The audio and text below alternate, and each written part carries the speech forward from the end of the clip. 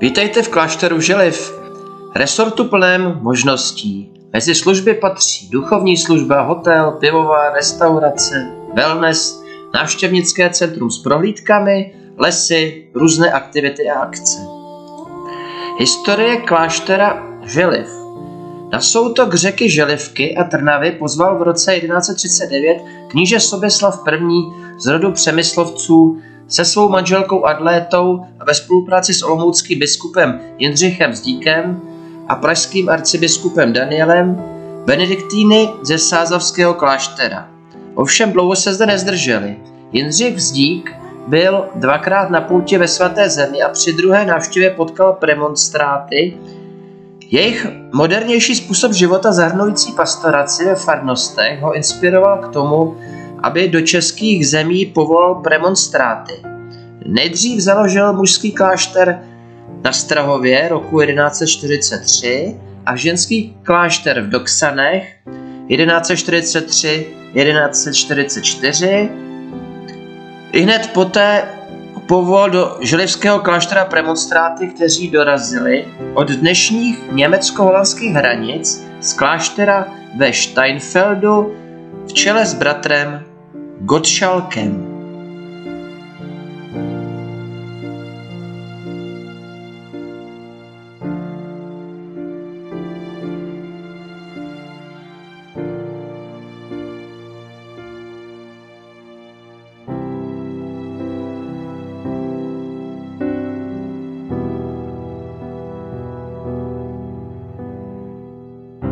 První želivští premonstráti byli překvapeni a znejistili, když zjistili, že želivský klášter doposud vedli benediktíni. Nakonec je to neodratilo a přes Strahov deputovali až k soutoku Želivky a Trnavy. Benediktíni se vrátili zpět na Sázavu a premonstráti se od začátku pustili do úspěšné evangelizace.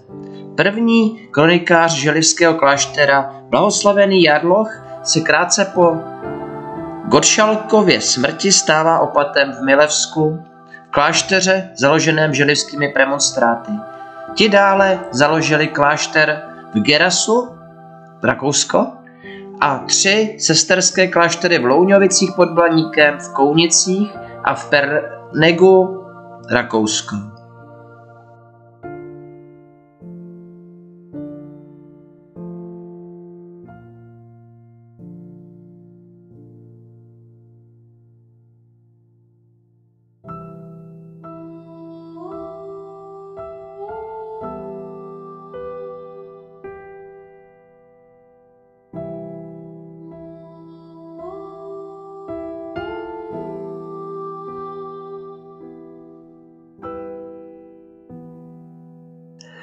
Klášter prožil několik pohnutých dob a je zázrakem, že po několika požárech během husitských válek, po vyplenění husity a konfiskaci klášterních budov králem Jiřím z Poděbrad se mu po přibližně 2 stoletích povedlo znovu obnovit vnitřní život.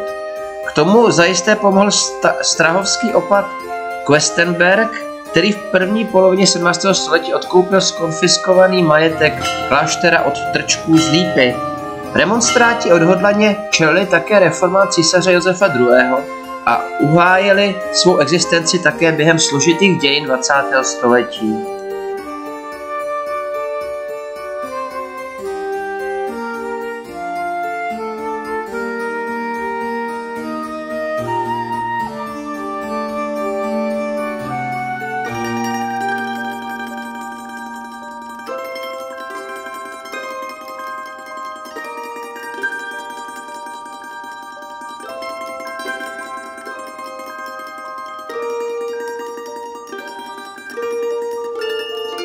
Během druhé světové války klášter násilně zabrali nacisté. Některé bratry odvedli do koncentračního tábora a v okupované části sídlila Luftwaffe, nebo zde nacisté ukrývali do bezpečí své děti. Po válce během akce Kláštery, proměnili komunisté klášter v internační tábor pro kněze a řeholníky. Spolu se slovenským klášterem v Podolínci patřil k nejpřísnějším vězením pro významné duchovní. Mezi nimiž věznili také kardinála Tomáška nebo arcibiskupa Očenáška. Od roku 1956 až do roku 1991 se klášter proměnil v psychiatrickou nemocnici.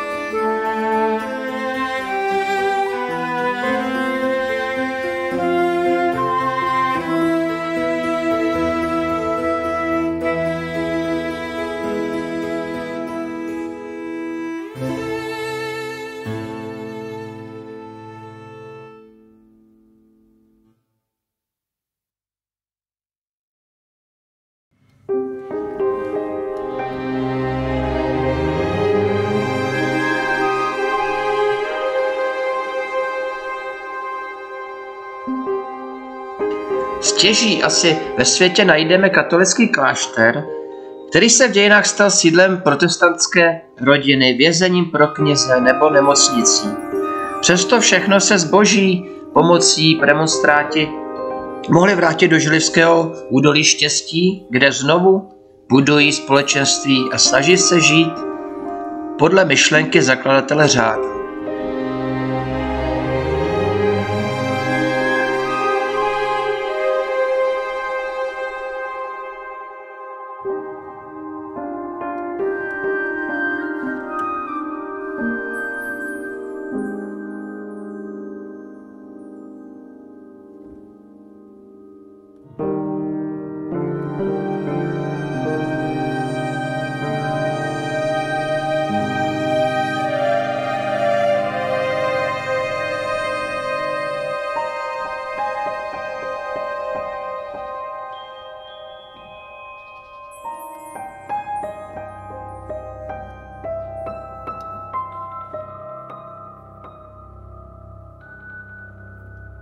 Vize kláštera Želiv. Svatý Jan Pavel II. Vybízel starší řády, aby se nebáli aktualizovat své poslání v současném světě.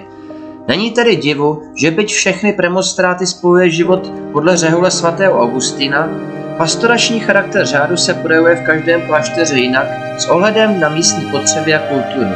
My v Želivě se nyní víc než 30 let po komunismu snažíme dát větší důraz na formaci našich členů ke společnému životu.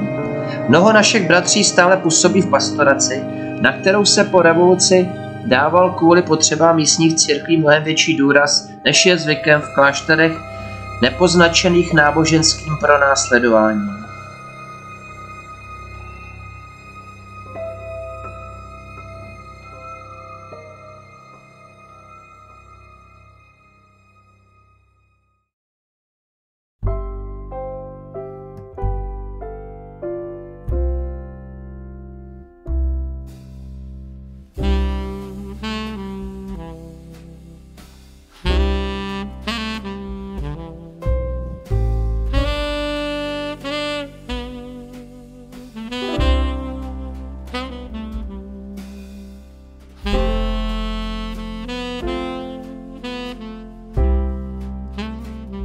Klášter Želiv je co do areálu opravdu veliký. Toužíme, aby budovy, které se nám povedlo opravit a neustále s podporou vlády a Evropského parlamentu opravujeme, byly plné lidí. Kéž je Želivský klášter místem přijetí, kde se lidé setkají s podstatou křesťanství. Chceme v našem regionu nabízet různé kurzy, duchovní cvičení a semináře s křesťanskou spiritualitou, které běžná farnost s ohledem na své možnosti nemůže nabídnout nebo zorganizovat.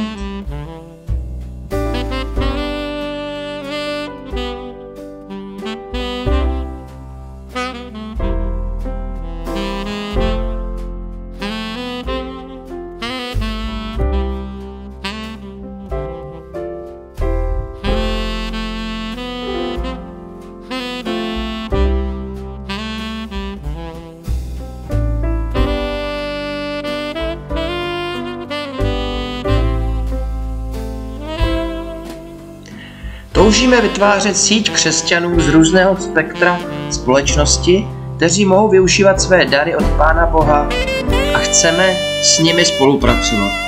Jsme si vědomi, že bez laiků se v dnešní moderní společnosti neobejdeme. Ve vzájemné službě jeden druhému toužíme nabízet lidem od dětského věku až po stáří možnosti křesťanské formace. Spoluprací s laiky, rodiči a jinými dospělými dobrovolníky chceme vybudovat bezpečné prostředí pro všechny návštěvníky, kteří se aktivit v klášteře zúčastní.